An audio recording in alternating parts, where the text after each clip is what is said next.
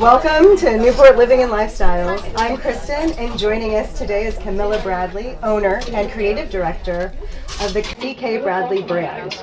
Welcome. Well, thank you. Well, we are having a big event here, and lots of people showed up because your brand is so popular. And they have said, we're addicts. We're addicts for the brand. I can't get enough of that, so great. Tell me more. So today we're going to talk about your design and style inspiration. So what words would you use to describe your brand? Well, if I do it right on a good year, it's fun, it's alluring, and it has like a zest for life. Like people put on the dresses and they feel like a different, beautiful, fun woman. So if I do that, then the design and everything is just exactly what I hope for. Well, this is CK Bradley, and I feel like a fun, dynamic, powerful woman myself. And I have to say, I didn't actually pick this out.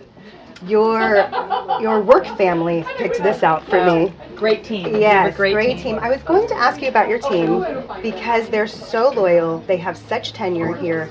As an entrepreneur, how do you instill that here in this workplace? You know, I ask myself all the time, how can I be so lucky? I love them. I am so grateful for them, and I hopefully let that shine and let them know as often, sometimes not as often as I should, but it must be working. Yeah, they have been here a long time, and they're so helpful. For every one of them. They're so helpful. Yes, and I really feel like it is a family. I don't have that much family, so I'm so grateful for the family that surrounds me here. I wanted to ask you about your family, your heritage. He's Scottish. Everywhere? Scott, I got a lot like of most Americans? Yeah. No, we got a lot of tartans. Oh, a lot of men in kilts. Nice. It's probably where some of my inspiration comes from. I'm so Scottish, English. My mother was British. Okay. So you have a lot of different styles and lines that you carry. It's not just dresses. Yes. Tell me about that.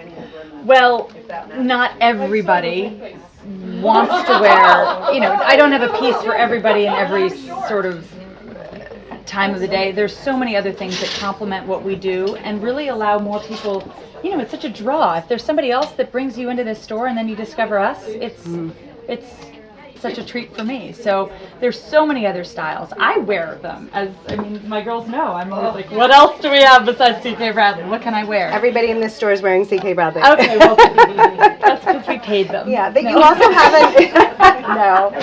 but you also have an athletic line. Yes. That a lot of people are not familiar with. Yes, actually, it's getting more robust as we speak. We do fabulous tennis skirts, but really for me they started as paddleboarding skirts with little shorts, and you know, you can be a mom and get dragged into the water and then go back to your, you know, cocktail party on a boat and still be okay. Well, they also have all of your specific designs and styles. Yes. So let's talk a little bit about how you come up with these prints. They're kind of nature oriented. Oh, interesting. Well, not the one that you're wearing. I was wondering, was this a phase? No, that was inspired by a Killam rug. Oh. So, don't you kind of see a little bit of a Killam detail there? Like the sides, you know, the border of the rug. It really depends.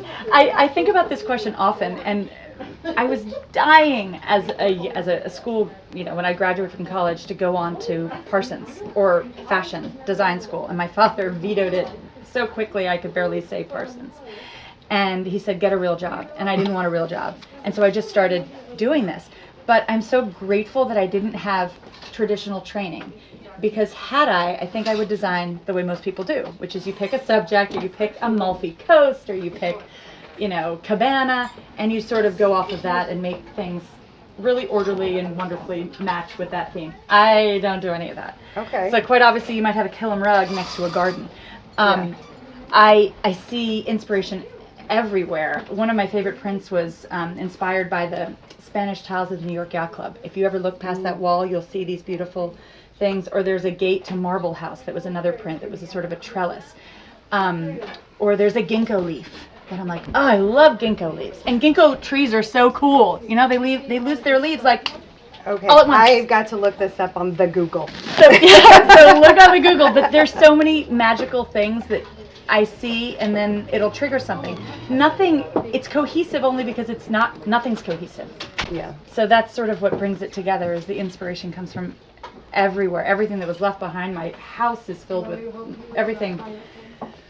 Indian carpets and half-finished hooked rugs and porcelain and mosaics on the walls that my mother did. And all of that stuff ends up being in all of these prints. I mean, the girls will tell you, it's pretty random. And a lot of vintage inspiration as well. How did your mother inspire you in your designs? So I lost my mother when I was 2. So everything, and it was sudden. So she left everything behind, and my dad never changed a thing. So half knit, half needlepoint things, paintings that she'd half finished, cushions that she had half sewn. Everything was just unfinished. And so I have barrels and barrels of fabric that she was buying to do a room or here. And so everything. I'm surrounded by, and to this day, there isn't a season that I design where I'm not getting something from the rug at home, or a palm leaf that was in a print on my bathroom wall that she hadn't finished wallpapering. Yeah. And I've got it all, and it stinks. That musty smell. The moths. The moths. My father kept it all, and I have it all. Wow. So it's everywhere. So take us through your design process. When you see something, do you draw it out? Yes. So it is actually about to start. I have to design next fall 24 in the next month. Somebody's not here about to put me in shape. I have 4 weeks to do it. But I will pick things that I'm inspired by. And often Liz, Leah, Genevieve, Kathy. Kathy sends me a lot of sheets, pillowcases, bed sheets from the 70s. In fact, yeah, I mean, I could show you some inspiration in here that might have come from a sheet. But I'll take little tidbits of that, and then I draw on an iPad. So it used to be, napkins on a tablecloth that I would draw little things on, and now I have an iPad that I can really sketch and then repeat patterns and just go from there. Well, you have to draw it to scale when you're on a napkin.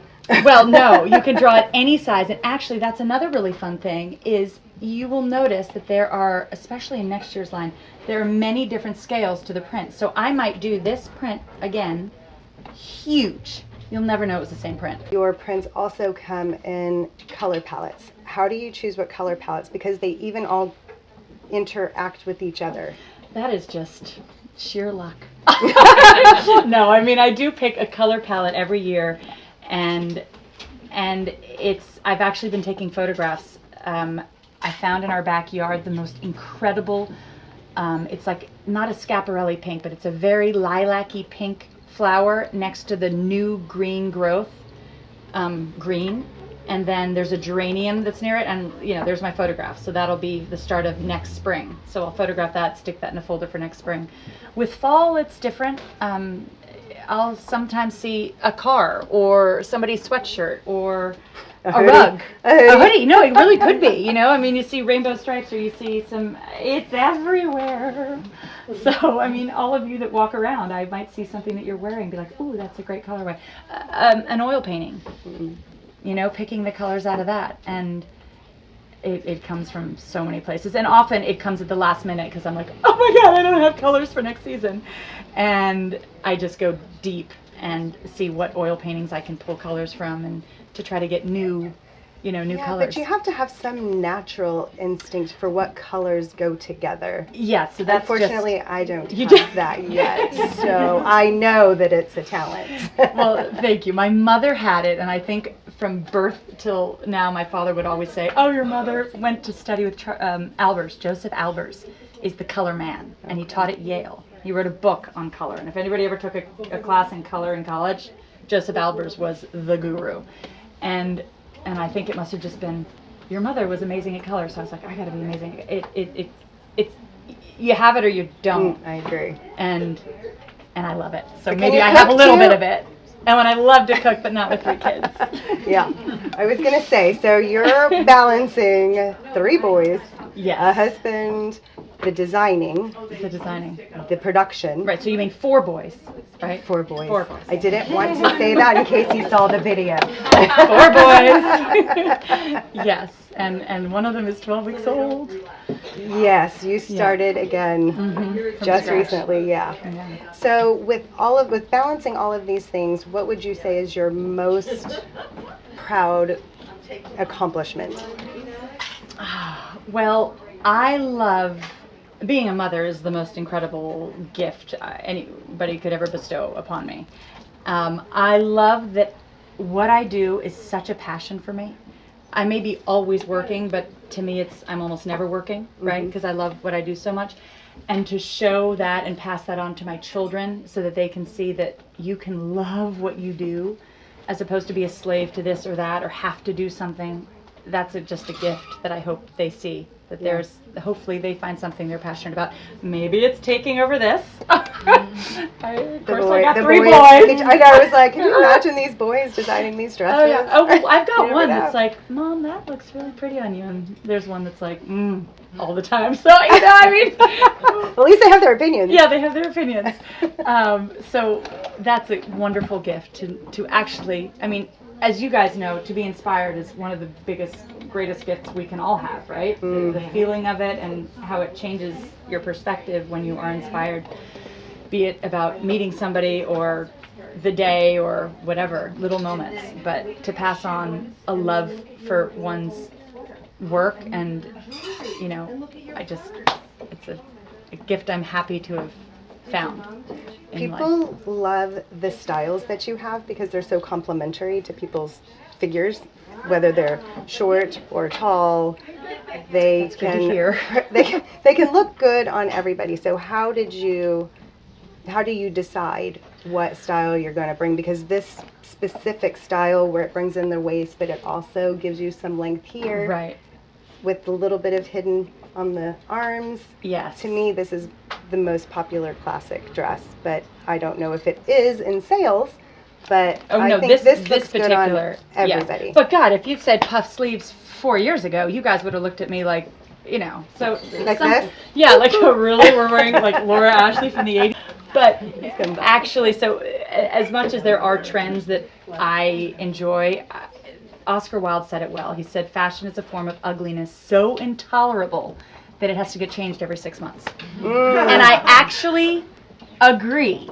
Yeah. So I don't like these trends, this square toe, pointy toe, fat heel, skinny heel, T-length, long, forget it. To me, if it's never out of style, it's what I want to design. So sure, puff sleeves might go out.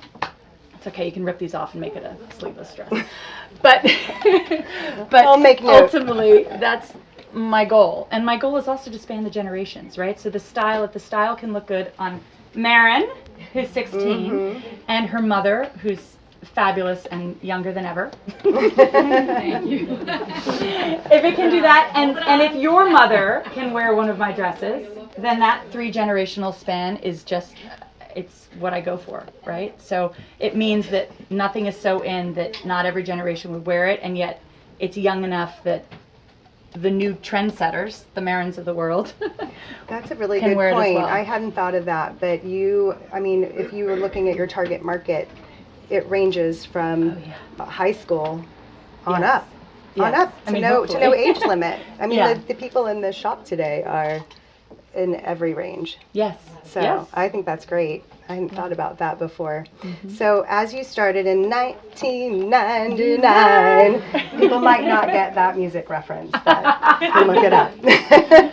So you started in college. Yes. And because you wanted to have something different, set yourself apart, how did that whole story unfold? It wasn't even setting myself apart. It's that I did not want to work for somebody else.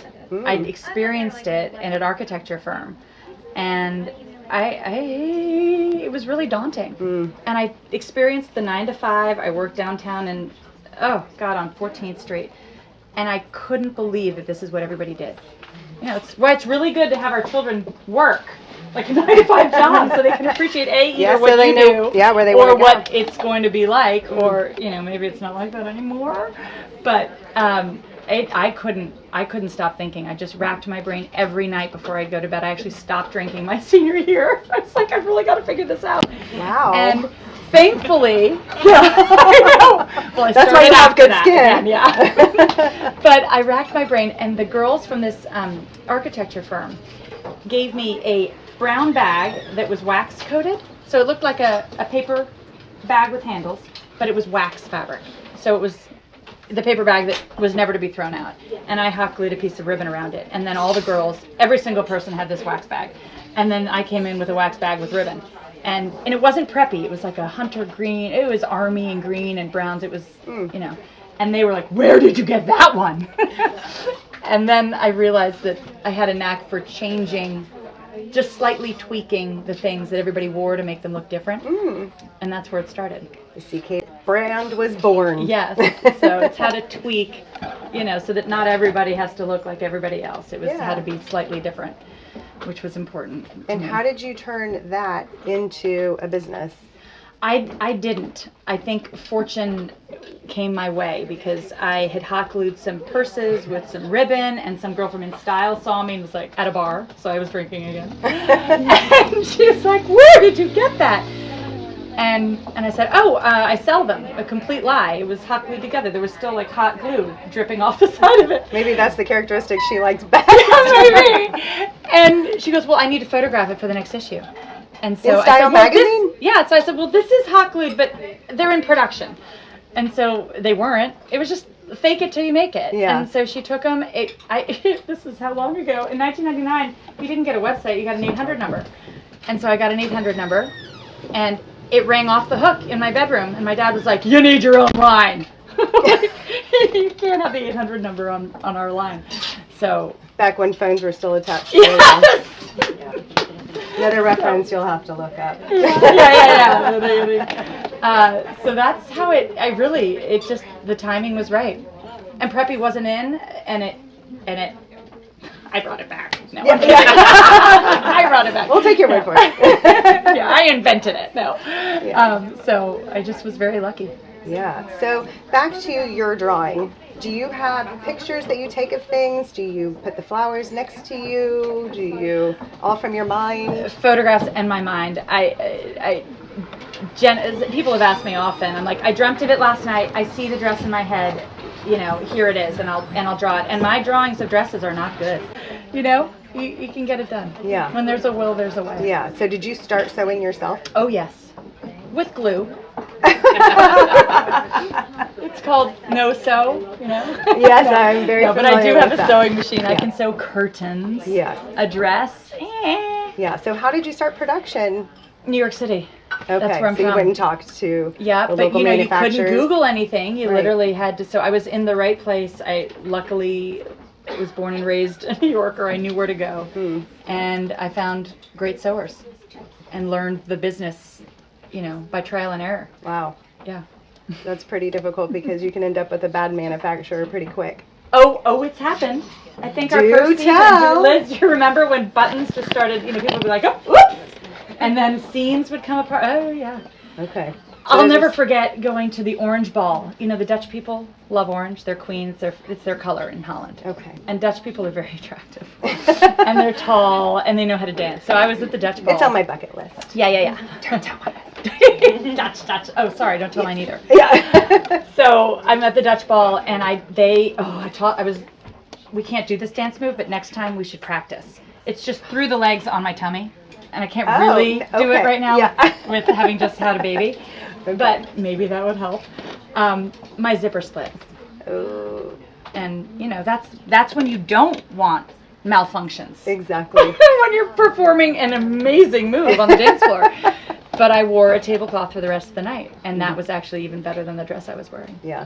You know, Oh, so. well, you could pull it off. Yeah, I would know you could too. I'd probably wear it as a cape. Oh, well, then you might be a little exposed. Yeah. It's not anything anyone wants to see, but you never know. So, yes, there have been many malfunctions. There was a print that we did that as soon as you took it to the dry cleaner, it completely Faded. lost all of its color. Oh, really? And we had to convince people that was actually the beauty of it.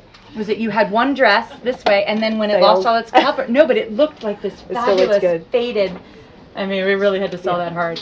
but many people kept them, and they look great faded. Yeah. But oh my gosh.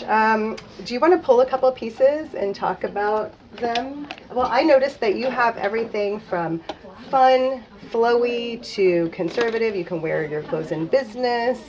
And so you have a wide variety. This one? right, so this is fall, which has always been a little bit of, I don't want to say it's a struggle, because the more you say something's a struggle, the more of a struggle it is. So I'm fabulous at fall. This is a fall piece, right? And I love mixing media, mixing stuff. And I also, when I design a dress, I kind of think of it as architecture for the body. So you have different landscapes that the architecture has to complement, right? Mm-hmm. So this is one landscape. This is a very fitted bodycon dress. I wouldn't want to wear this right now, but boy, is it sexy with the right woman. So this is a very that's my personal piece, so I hope I pull it off. Oh, well, there you go. But then there's the, the more flowy caftan. I love this one. Yeah, with some trims that make it fun, and the border at the bottom. And the high slit. And the high slit. Yeah, to me, a lot of the clothing, I really do, I think of it as architectural, but maybe I'm the only one. That's great. Here's two different other styles. Yeah, so actually, one of the fun things is this is the same exact style, right? Oh, but I didn't notice. Yeah, can you notice? Right? Yeah, same exact style. You gotta pop totally, the collars then. Yeah, but I love doing that. So taking a summer style and making it fall with the fabric, the trim, maybe the hem length. We could make this a mini, but that's nice. Those are similar. And then this is, this has a waist, but then flow and pockets are essential. A lot of people are buttoning up all the way these days. I really like to open it up, but the younger people are buttoning all the way up. So this offers you both options. So tell us about this print. This print was actually designed 15 years ago.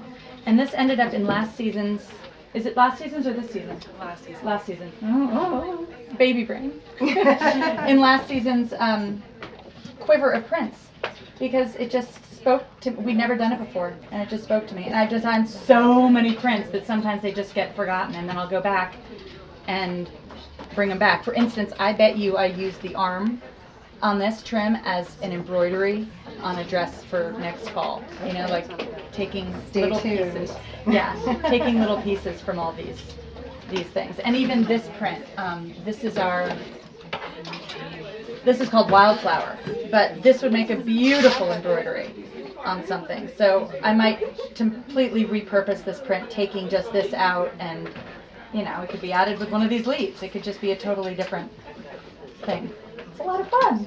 I really like this dress that Wendy has on, the colors. Wendy, you got a new dress on. I know, I'm like, we didn't show up in that one. Can you come over Wendy, here and yeah. show us that dress? That's beautiful. So tell us about the colors and pattern on that. So again, this is actually model. Yeah, this is from our resort collection. One day, marvelous.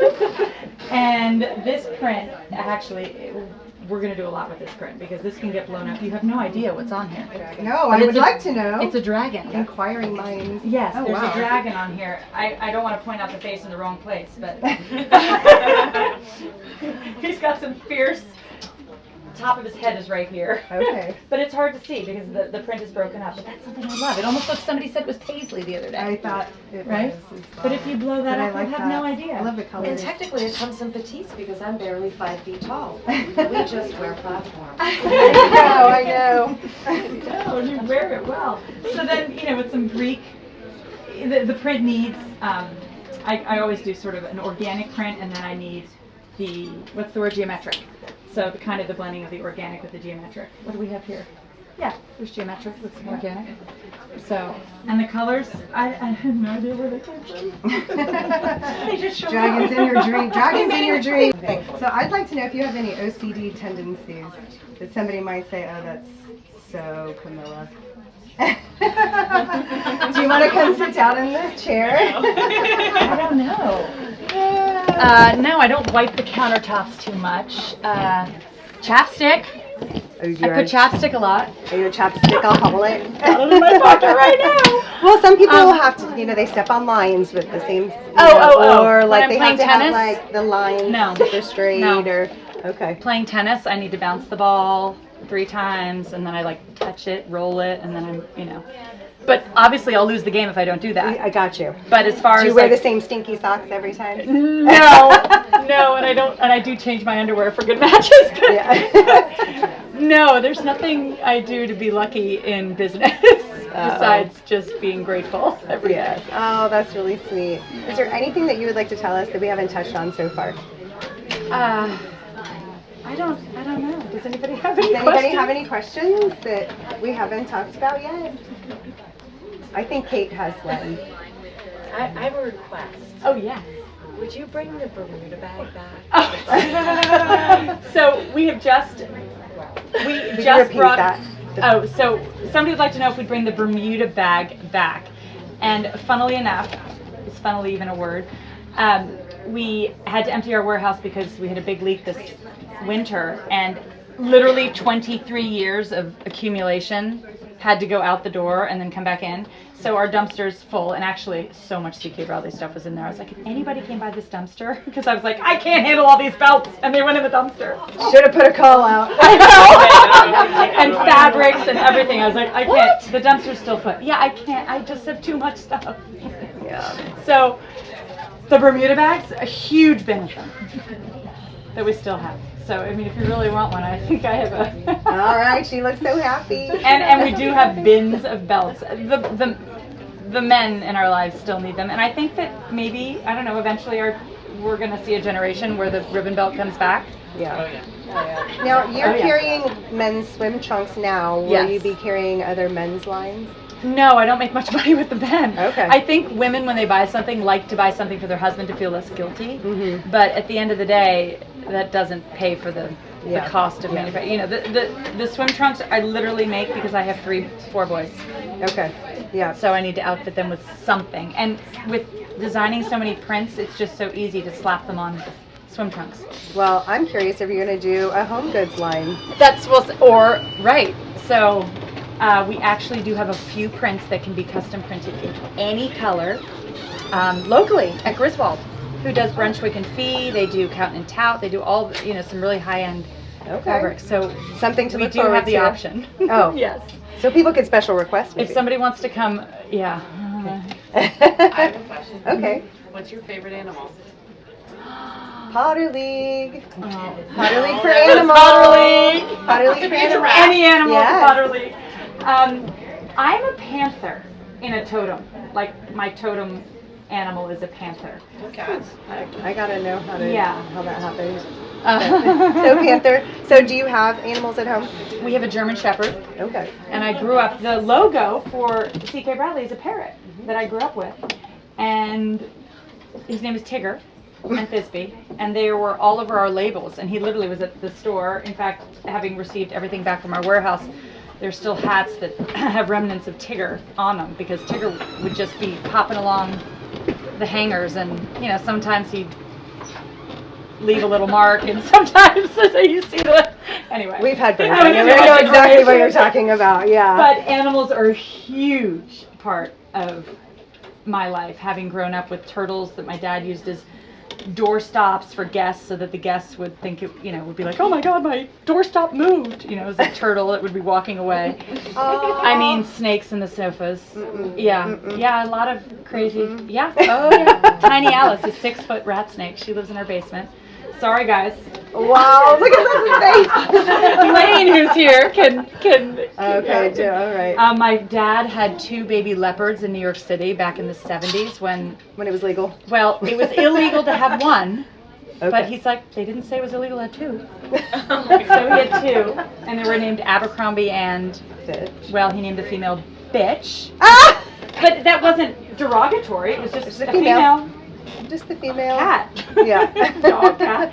And I have all these fabulous pictures with these leather collars around these leopards that they would walk down Park Avenue. Wow. That was crazy. I would like to see these pictures. Yeah. So a lot of animals. Good animals and difficult animals. But yeah. Sure. Well, they're like people. Yeah. Some are easier than others. Some are easier. Any other questions? Murray? Just like, hi. Well, where can people find you on your retail and also online? So we are in Newport. This is our flagship store, which is 182 Bellevue, and online at ckbradley.com. Wonderful. Thank you so very much for joining us today and telling us all about your inspiration for design and style. Thank you, and thank you for looking so beautiful in everything you do. You make it easy. Oh, thank you. We look forward to seeing you on Newport Living and Lifestyles.